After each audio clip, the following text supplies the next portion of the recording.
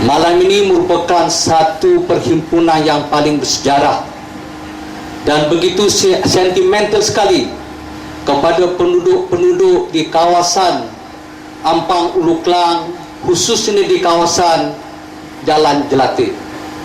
Kerana sebenarnya di sinilah bermulanya satu program secara besar-besaran yang dipelopori oleh mantan Menteri Besar Negeri Selangor Datuk Harun Idris, yang telah pun diberi tugas oleh kerajaan pusat untuk melaksanakan satu program penyusunan semula kawasan struktur masyarakat di negara di Selangor, khususnya di kawasan bandar di bawah dasar ekonomi baru berikutan dengan tragedi hitam 69. Dan secara kebetulan saya juga terlibat dalam perancangan, pembangunan dan pengurusan semasa saya mula bertugas dengan Perbadanan Kemajuan Negeri Selangor sejak awal tahun 70-an. Kawasan ini dibangunkan bagi memenuhi matlamat dasar ekonomi baru berikutan dengan tragedi hitam 69, projek penyusunan semula kawasan-kawasan di bandar, khususnya untuk memperseimbangkan pemilikan harta di kawasan Kuala Lumpur dan di kawasan pinggir. Sebab itulah sejak awal tahun 70-an kita bangunkan kawasan Ampang Ulu Klang, kawasan Pandan, kawasan-kawasan pinggir Kuala Lumpur untuk membawa Melayu Bumiputra bagi memperseimbangkan pemilikan harta. Dan inilah sebenarnya projek perintis pembangunan kawasan bandar di bawah yang pada masa itu Menteri Besar kita arwah Datuk Idris, ya. Dan kita bangunkan kawasan ini secara bersepadu mengikut kemampuan penduduk-penduduk. Ada rumah pangsa 1 bilik, ada rumah pangsa 2 bilik, ada rumah teres 1 tingkat, ada rumah teres 2 tingkat, ada banglo mengikut kemampuan. Dan kalaulah pada masa itu dasar PKNS bukan untuk pembangunan sosioekonomi, tidak memaksimalkan profit, pada masa itu kalau sekiranya kita tidak ada dasar prihatin kepada rakyat, maka sudah barang tentu kita tidak boleh bangunkan kawasan Ampang Ulu Klang ini. Kita telah saksikan selama 30 tahun sejak awal tahun 70-an bagaimana kawasan ini membangun dalam masa pemerintahan Kerajaan Barisan Nasional bermula daripada ke tahun 70-an kawasan ini dibangunkan. Dan tuan-tuan dan puan-puan dapat menyaksikan pembangunan ini. Kerana pada masa itu PKNS ditubuhkan ialah sebagai agensi utama Kerajaan Negeri Selangor dalam pembangunan sosioekonomi Kerajaan Negeri Selangor. Matlamat kita bolehlah bukan untuk memaksimalkan keuntungan. Matlamat kita memanglah nak buat keuntungan, tapi yang munasabah. Kerana pada masa itu peranan utama ialah bagaimana untuk memastikan masyarakat bibilang kaum, khususnya kaum Bumiputra, dapat menikmati kesejahteraan hidup terutama di kawasan pinggir-pinggir bandar.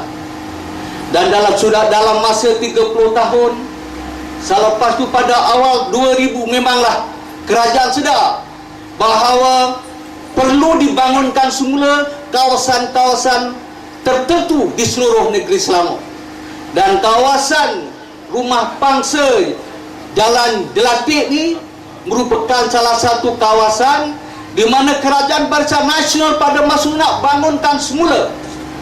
Tetapi bentuk pembangunan ialah rumah mampu milik yang dapat dibeli, dimiliki oleh penduduk-penduduk asal, dan mereka yang datang kerana kita membina rumah lebih daripada 260 unit untuk penduduk asal.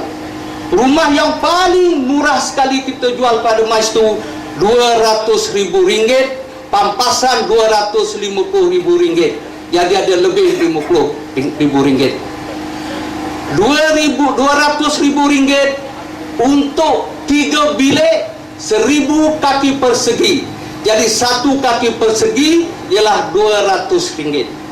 Jadi kalau mereka nak rumah yang lebih baik, ada disediakan. Kita bagi pampasan RM250,000, rumah kedai itu bagi pampasan RM500,000.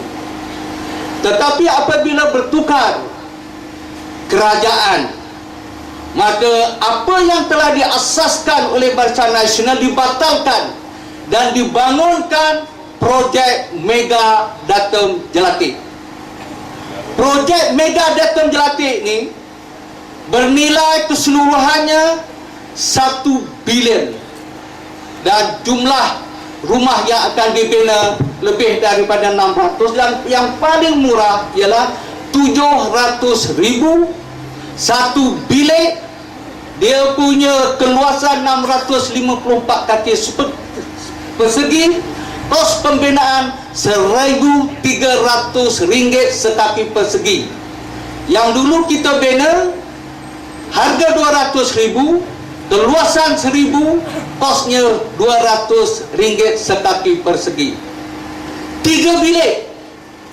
Kerana Kerajaan Barisan Nasional selepas pembangunan hebat di Selangor kita wajibkan setiap rumah, walaupun itu rumah kos rendah, sekurang-kurangnya 3 bilik.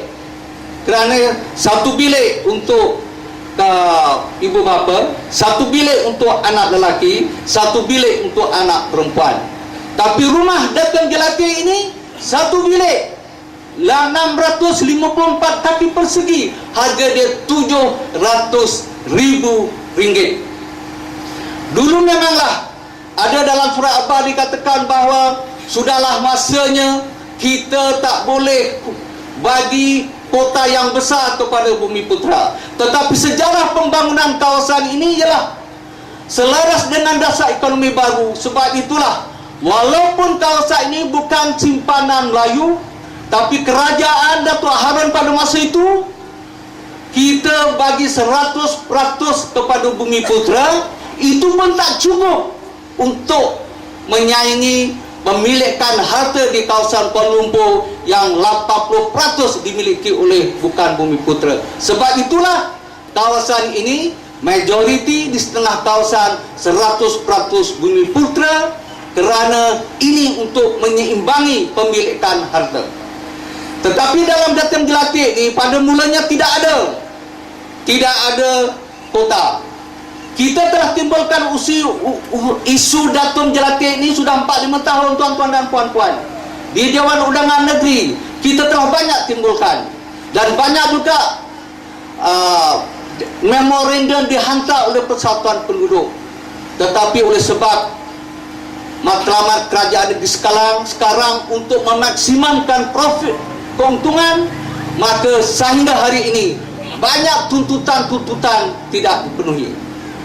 Kalau ikut perancangan rumah ni, projek Mega Datum Jelatik ni dipasarkan di Singapura. Pada bulan dipasarkan di Singapura, syarikat yang memasarkan pun syarikat Singapura. Dan pada masa itu pengurus besar PKNS telah kata bahawa ada 4 blok. 2 blok tu sudah dijual kepada pelabur-pelabur dari negara China. Baki 2 blok itu akan dijual di pasaran di Singapura. Apabila kita protes, kita bawa ke Dewan Undangan Negeri, maka kerajaan negeri pada masa itu ditangguhkan. Tetapi sekarang diteruskan kerana projek ini telah pun lama diluluskan oleh kerajaan negeri melalui PBT, pihak majlis bandaran di kawasan ini. Yang sebab itulah PKNS kata bahawa cukup orang Melayu untuk membeli, projek 654, dia punya orang yang memohon, orang Melayu ada lebih daripada 1000. Tapi kita tak tahu berapa ramaikah pondok-pondok tempatan yang mampu untuk beli syukuran yang paling murah 700.000 seunit. Yang paling mahal 11 juta, 4 bilik, kawasannya lebih kurang 7.700 kaki persegi. Nilai satu kaki persegi kosnya Rp1.400 sekaki persegi. Jadi tuan-tuan dan puan-puan yang saya hormati sekalian, inilah sejarah pembangunan kawasan Datuk Kramat Ampang Ulu Klang ini yang telah dimulakan oleh Menteri Besar yang begitu hebat pada masa itu, Datuk Harun, dan kita telah saksikan dalam tempoh 30 tahun ini pembangunan pesat di Kuala Lumpur. Maka kita pun Kerajaan Barisan Nasional dulu memang sedar patut kita bangunkan semula, kita bangunkan semula, tapi banyak pada masa untuk kepentingan dan kemampuan penduduk di kawasan ini.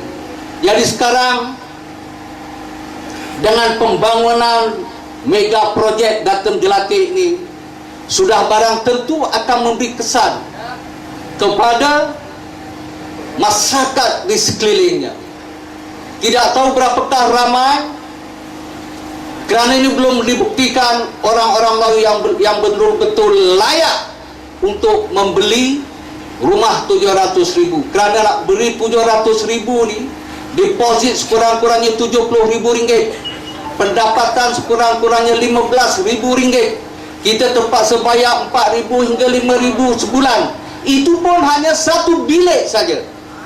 Jadi kesan kepada masyarakat, kepada pemilikan di kawasan ini adalah besar. Jadi tuan-tuan dan puan-puan, saya telah mengikuti perkembangan projek ini, dan nampaknya kerajaan sekarang ini tak peduli rakyat. Jawatan kuasa penduduk dah banyak kali nak jumpa, jawatan kuasa penduduk banyak kali dah hantar memorandum, tapi nampaknya pembangunan dimulakan dan bentuk pembangunan tak tahulah sejauh mana diubah, tapi kita yakin bentuk pembangunan iaitu pembangunan mega projek yang kurang, yang sudah barang tentu tidak mampu dimiliki oleh penduduk-penduduk tempatan keseluruhannya. Jadi inilah latar belakang yang ingin saya mulakan, yang akan diulas oleh sahabat-sahabat saya. Jadi kalau zaman dulu, zaman Datuk Harun, kita bawa bumi putra dari seluruh negara untuk datang ke bandar, untuk duduk di Kampung Pandan, di Datuk Kramat, di kawasan Ampang Ulu Klang ni.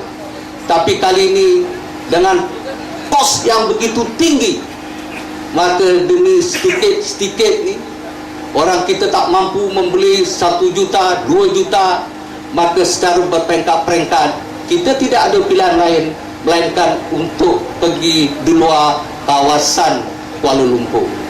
Jadi sebab itulah saya katakan bahawa perhimpunan pada malam ini merupakan perhimpunan yang begitu bersejarah di kawasan yang telah dimulakan projek ini. Dan sekarang kita menyaksikan di hadapan kita bahawa warisan Jalan Jelati pada tahun 70-an ini nampaknya telah diubah dalam satu bentuk pembangunan yang sudah barang tentu tidak dapat dinikmati dan dimiliki 100% oleh penduduk-penduduk, khususnya penduduk-penduduk asal. Jadi inilah secara ringkas saya mulakan ke latar belakang projek ini bagi membolehkan sahabat-sahabat saya, khususnya anak-anak tempatan yang akan diberi peluang untuk memberi penerangan. Jadi sekian, wabillahi taufik, wassalamualaikum warahmatullahi taala wabarakatuh.